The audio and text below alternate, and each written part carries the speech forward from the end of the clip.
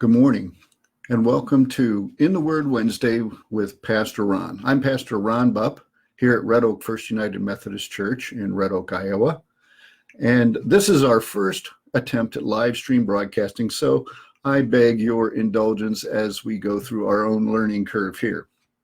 This morning, our topic is a discussion on returning to worship, particularly amid the COVID-19 epidemic. I want to start, because this is In the Word Wednesday, I want to start with a reading from the Gospel of John, chapter 2, verses 13 through 17. John writes this: When it was almost time for the Jewish Passover, Jesus went up to Jerusalem. In the temple courts, he found people selling cattle, sheep, and doves, and others sitting at tables exchanging money. So he made a whip out of cords and drove all from the temple courts, both sheep and cattle. He scattered the coins of the money changers and overturned their tables. To those who sold doves, he said, "Get these out of here. Stop turning my Father's house into a market." His disciples remembered then that it was written, "Zeal for your house will consume me." Well, what was Jesus so upset about? Well, if we study the scriptures back even into the Old Testament to Solomon's time, and perhaps even as far back as Moses, scripture is clear on the purpose of the temple.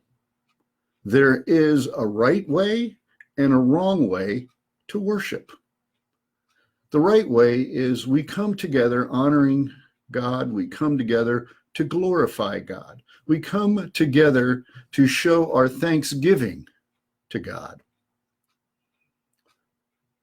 Others in this case had decided what they wanted to do, their preferences, their desires, what they thought was best for the temple and how they should conduct themselves. And Jesus said no. You see, to honor God, to glorify God, is to show thanksgiving for God's caring for us.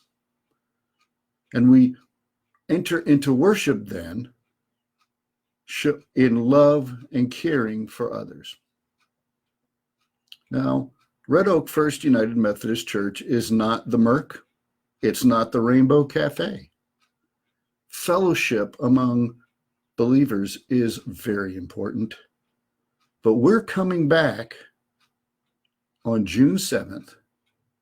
We're coming back to worship God, not to talk about our grandkids, not to chat about the weather, not to commiserate about the crops. Coming back to worship God. That's our purpose. And it's going to be done by putting others first in consideration of their health and their safety.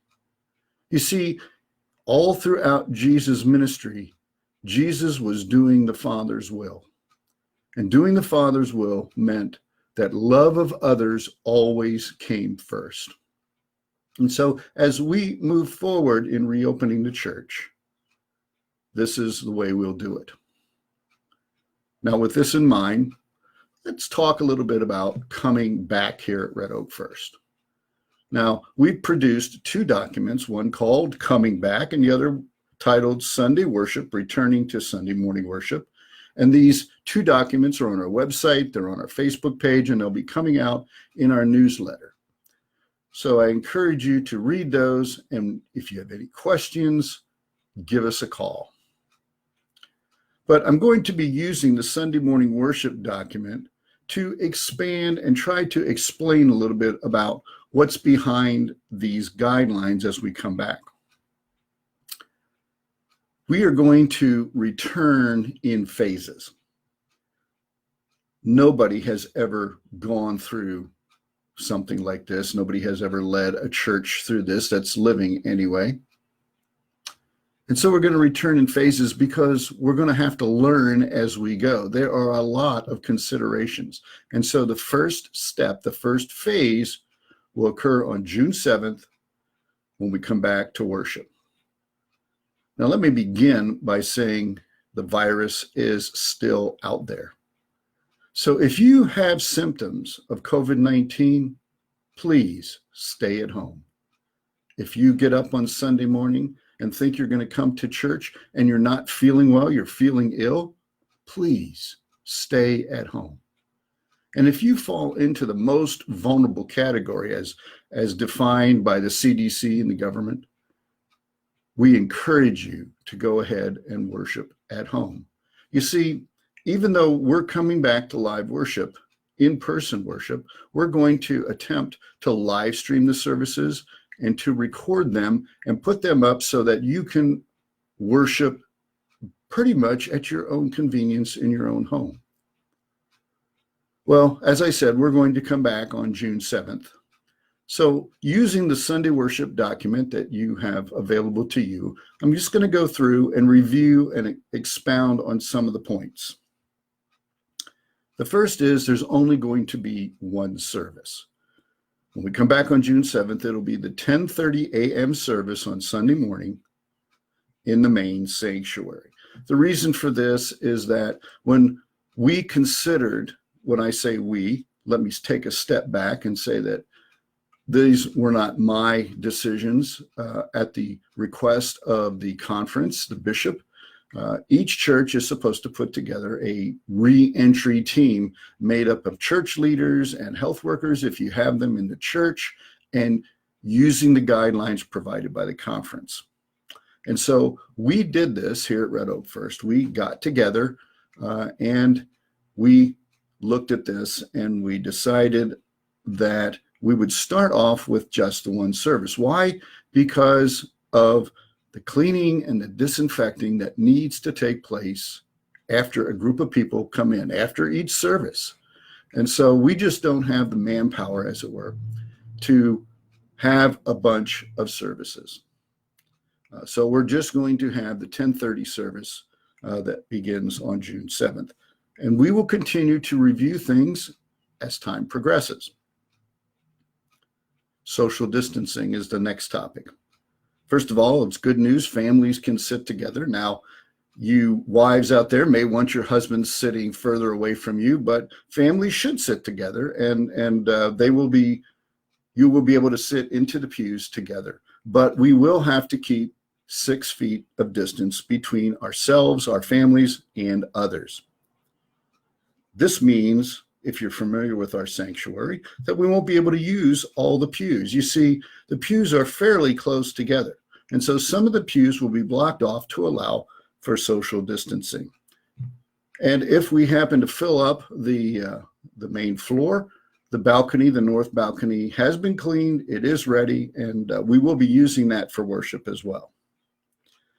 But as you arrive and as you exit, we ask you to be considerate of the social distancing guidelines as you enter the church and as you exit the church. Which brings us to fellowship time. First of all, we had a long-standing tradition here at Red Oak First of a pre-service, pre-10:30 service, well, pre-service, 8 o'clock service as well, of gathering in fellowship.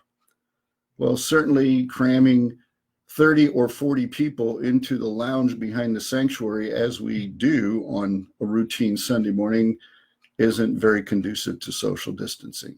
So the lounge will be closed except for people who need to walk through it to get to the other side of the sanctuary to sit or to use the restrooms. Now, speaking of the restrooms in the back of the sanctuary, in the back of the lounge area, will be opened.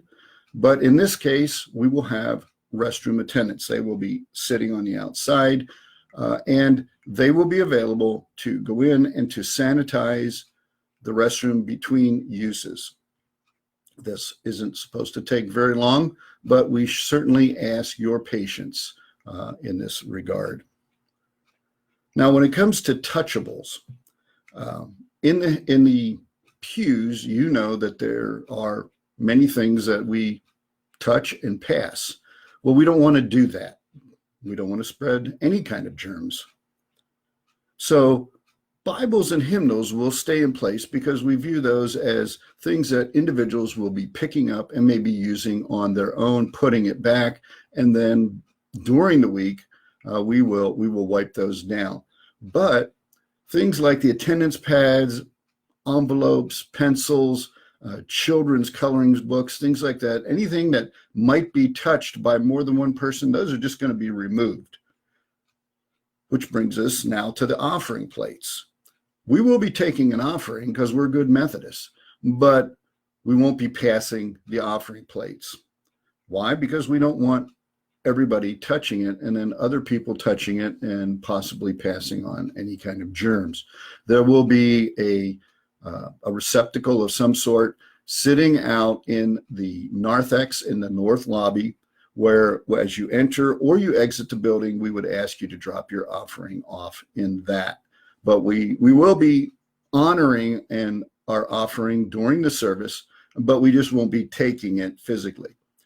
Very much like we've done with our recorded services to date. I'm going to encourage everyone to use our online giving. It's been a godsend since we've gone into this lockdown phase. Things have gone up. Giving has gone up online, and we appreciate that.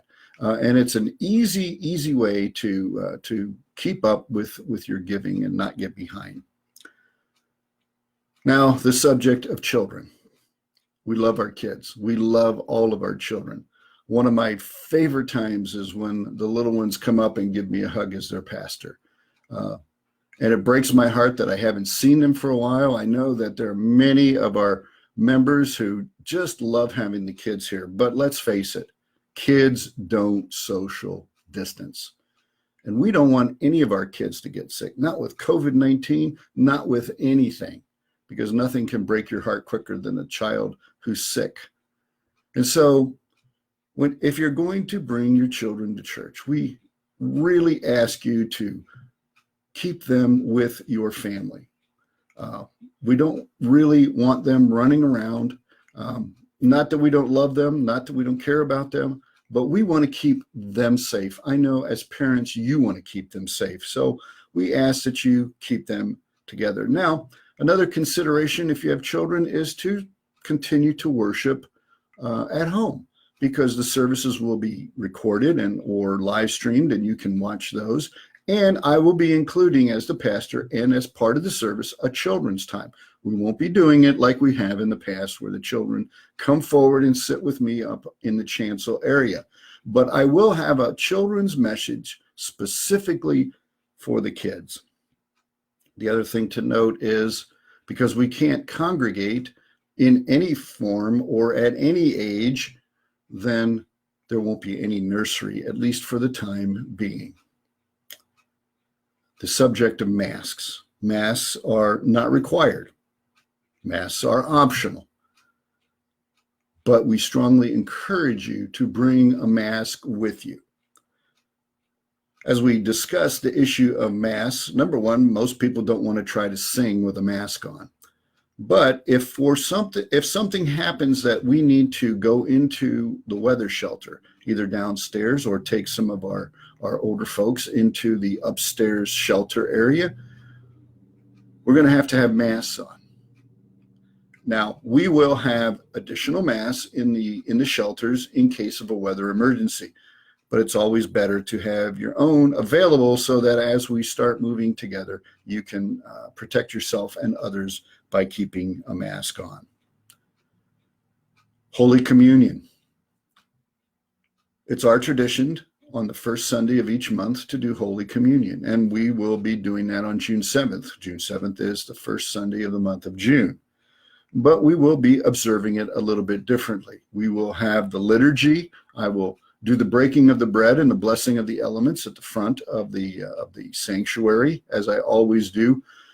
But instead of receiving by intinction, where someone hands you bread and then you dip it into a common chalice, we're going to have individual communion stations, basically self-serve. Everything will be set up. We will have individual cups of juice, and we will have gluten-free wafers, and we will have whole wheat wafers. So it won't be regular bread, but it'll be unleavened bread in the form of wafers. And they will be separate so that as individuals come up, they can pick it up without everybody touching all the wafers. And what will happen is the ushers will bring people up or allow people to come up, an individual at a time or family at a time, come up to the station, and then I will give the blessing as you take and you receive the elements. Now, here's the thing. When we receive communion on the 7th, it will be the end of the service. It will be the absolute end. In other words, you will come up, receive communion, and as you exit around the pews, you will immediately exit the church building. This is a little bit different, but we're, again, trying to keep safety and consideration of others in mind. So self-serve station.